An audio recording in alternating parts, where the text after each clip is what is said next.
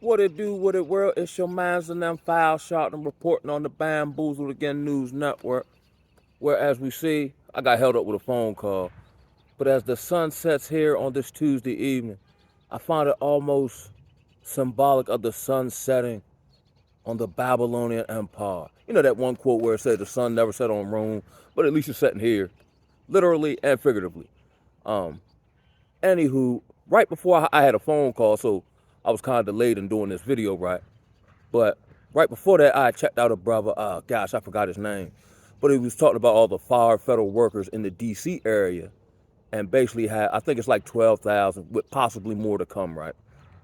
And they were saying, Indeed says there aren't enough non-federal jobs in the private sector to support, or white collar jobs to support, these 12,000 some odd, unemployed workers in the DMV area, right? I'm slightly outside the DMV, in another DMV, which they would call the Delmarva Peninsula, Delaware, Maryland, and the Eastern Shore of Virginia, right? Um, and I had a talking point that I wanted to cover, and it kind of segued me into this about rolling with the punches. You know what I'm saying? In this time of uncertainty, and this will be an encouraging message in the reality of the uncertainty of the times we live in, right? Um, and this takes me back to my recovery days, right? Or in rehabs and whatnot, where they would say, you know how you hear a story about a drunk driver plowing into like a family of five, but the only person survived is him. That seems quite unfair, right? Even though fair in application is only a place where is only applicable in a place where they judge pigs at. That's about the only thing that's fair. You understand me? Um, so in reference to that, right, rolling with the punches, right, and the drunk driver, man, he crashed up into the family of five, right, but he's the only one survived though. You ever thought about why that is? There's actually a scientific reason for that. The reason being is because of his intoxicated state. When you're about to, somebody about to hit you or a car crash, something to that effect, right? Your natural reaction is to tense up. And when you tense up, that's when stuff get broken. You know what I mean? Um, the proverbial, in boxing, rolling with the punches, absorbing the punches, going with the inertia, or how they say, bend don't break. Um, you know, if a tree is rigid, when strong wind gusts of, let's say, tree life, right, come, if you're so rigid, you actually snap. But if you flow with it, you bend, but you don't break, you actually build resiliency. And that was one of the things that kind of held me back from evolving. Because again, as I talk about in my intellectual mind, this is my plan, this is how I should go. It might be some hiccups, I get all that. But it should go according to plan. So because I'm so rigid in my mental state or my mental stance on a particular endeavor, whatever the case may be, because I'm fixated on a set course of action, I'm not adaptable to ever changing climate that I have no control over. Again, in this age of uncertainty, financially, politically, you know, I don't even know if healthcare even exists at this point because it seems like everything meant to make you sick, right? You can do nothing more than roll with the punches because you have to have this foundational mindset that ultimately everything that is happening is the will of the Most High for it to happen. Even if, let's say, and I had a few little setbacks, uncertainty, right? But say it should evolve you to a point where you seek the Creator in the sense of His sovereign will, which will take, be anxious for nothing. Not just be anxious for nothing in said situation. It meant be anxious for nothing in all situations. You see what I'm saying? That no matter what hardship I endure, uncertainty that plays out on me mentally, um, you have to have this understanding, again, with me, based on prior experience. And this ain't nothing compared to court dates, street stuff, drinking yourself into oblivion and driving, you know what I mean? That ultimately, if he saved me out of all that and has reformed me as the master potter that he is, even if my outcome isn't what I want it to be, all things work for the good of those who love Yah and are called according to his purpose. You actually gain control by realizing you ain't got none other than how you react to stuff. You know what I'm saying? Almost that almost samurai master sensei kind of mentality towards, I don't, it is what it is kind of sort of, you know what I mean? I was thinking along these lines, right? Um, it has been in the uncertainty that has brought me to this spiritual place. Not just now, I'm talking about years, when I was in my wilderness season. I always had what I needed, not realizing where it was going to come from. Like I said in the previous video, I've seen him give me proverbial water out of a proverbial rock. I'm getting quenched in a place or in a particular thing that shouldn't be able to quench my thirst. You know what I'm talking about? So I know, and I try not, I stay aware of, current events, so on and so forth, but not to the point where I'm, paralyzed with information overload, because you can't figure it out nowhere, and it's hard to tell what's true and what ain't. Because now, like a personal situation I'm dealing with an upcoming court, people just saying anything, but then you gotta rack your brain to even figure out if it's true or not. I ain't got time for that. I know what is true. I know where my hope and faith truly lie in, regardless of what happened to take place. Okay, I run this potential, contingency plan in my mind. Or like when I was in treatment, okay, I can not drink, right, so long as XYZ don't happen. You know what I'm saying? But let's say XYZ does happen. You ain't got no choice but to deal with it, whether you want to or not. But again, back to the spiritual component of this message here, it has been the wilderness. It has been the rejection, the betrayal, the things not working out. That at a pivotal time such as now, a man who has been a fool most of his life can come with some practical wisdom and then tie it to scripture, even though I'm not a biblical scholar. It's amazing to myself. Our hope shouldn't be in man, and take heed that no man deceive you, including me. You know what I'm saying? So, the various, it seems like everybody lying now, or everybody's lying because they have a particular agenda for lying. But as we see now, the truth will mess around and get you canceled. I caught a short clip of a brother, I think the brother who played Captain America in the last video. And he was saying something about he raising his sons to be masculine, and they want to cancel the man for that. You want to cancel the man for doing something that should come natural. So how am I supposed to raise them? Unmasculine?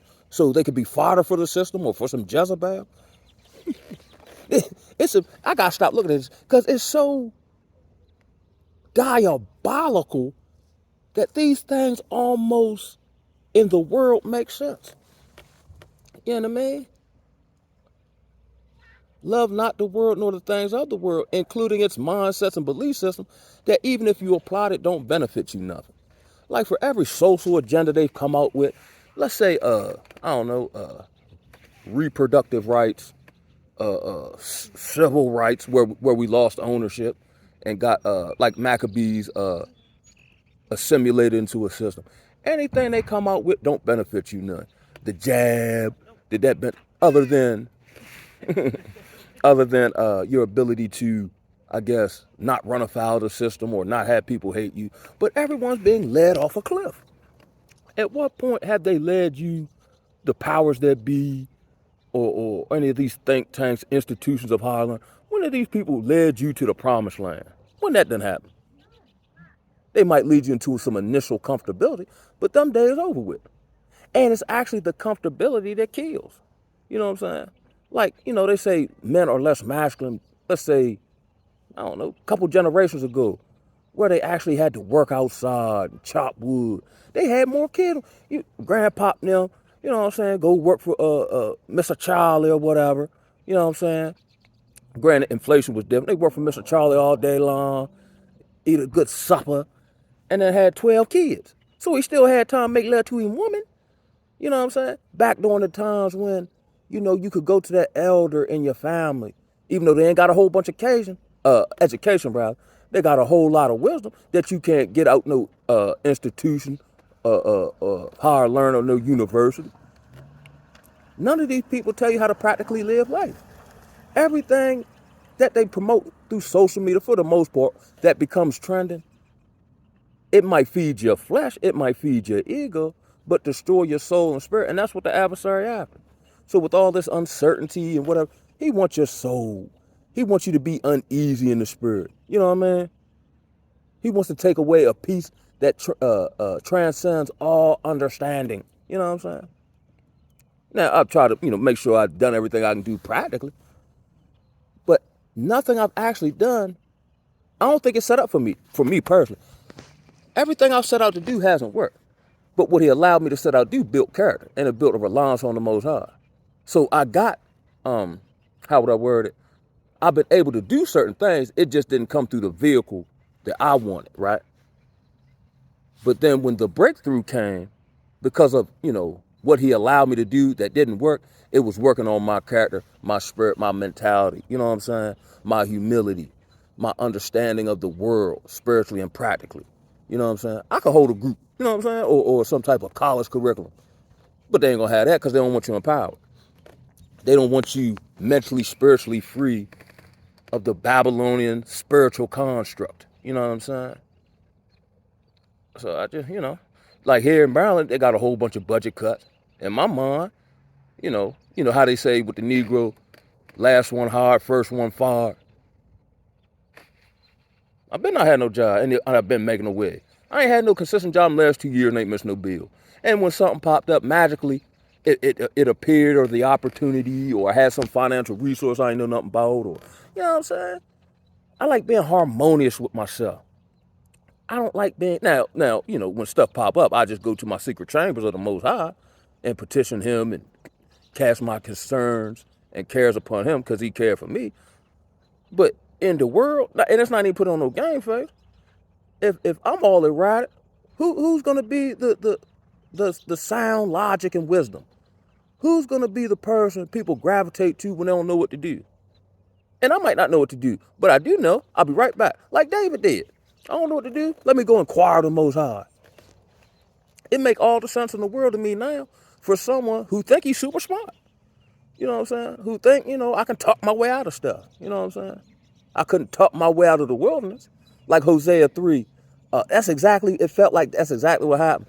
Where it's like he stripped me down in front of all my proverbial lovers, right? And they couldn't render any assistance, and I was humiliated, and he made a spectacle of me, right? And then after a period of time, he loved on me, he tended to me, he rebuilt me up. That's a principle that I personally adhere to. The deconstruction, transition, reconstruction. Okay, I got a dilapidated house, or it's got foundational damage. You can't build nothing on a faulty foundation. So you're going to have to deconstruct the whole demonstration down to the foundation, right? And then there's a transitionary period of refortifying it and building on top of it, or framing it. Now I can add the amenities. You understand me? Just a little short jump, get up off here for the sunset, you know what I mean? One love, keep your head up. That's all right. You know what I'm saying? I know I kind of sounded very clear. Like, how it's going to be all right. Even if it ain't all right, you don't have no choice but to be all right. It just might be the creature comforts or the luxuries of Babylon, or the way things used to function that we become accustomed to maybe withered away. And I'm going to leave you on this note, and I'm a firm believer in this. You may not know what to do, but you should know what to do when the time comes. Just like with any kind of situation I might have that pops up, right? Okay, I'm thinking, how can I solve this or rectify it or whatever. Typically, that's never happened. Again, for somebody who think they intellectual, right? I'll be doing something totally unrelated, and then an epiphany will come to me. Like, oh, I could do it that way. Oh, okay. No different than, say, when you lose your car keys, right? Or your house keys. As long as you're looking for the keys, it seems like you can't never find them. It's not until you stop looking, then they appear. And on that note, I'm going to holler at y'all. One love, baby. Ooh.